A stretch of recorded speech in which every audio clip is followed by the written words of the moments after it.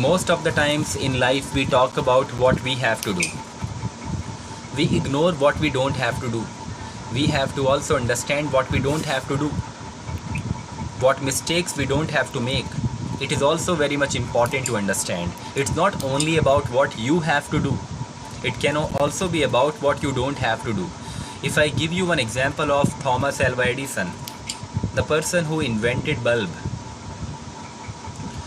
he made so many mistakes while he was inventing the bulb. What he did, he failed 999 times while he was inventing it. Then he succeeded after so many attempts.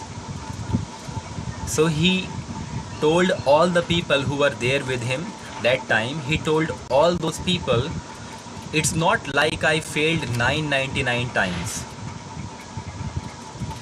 It's like I have just understood or got to know, I have just got to know the 999 ways of not being able to invent bulb.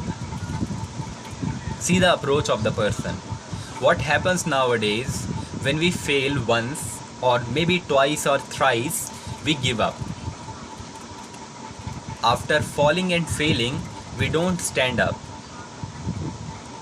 So failure is the person who gives up. If you are still standing up, working hard, you are never called a failure. Your attitude makes you a failure. If you say, no, I will work hard, again I will challenge myself, I will see how I perform now, this time. I will see what improvement I have got, or if I have got any improvement or not.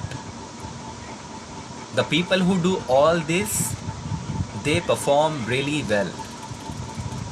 Just imagine you are doing something for the very first time. Is there a higher chance that you will succeed in that? Not at all.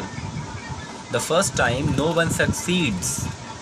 It can happen by fluke. तो कैसे हो सकता है? But you become better in something when you keep on working on it. So working makes you better. That's why whenever we fail in anything, we don't have to lose hope, like the way Nihal did not lose hope when he was giving the interview, and after failing he did not lose hope. He tried working hard over and over again. That's how we become something in life. That's how we improve ourselves. And without improvement, we are nothing. We are absolutely nothing.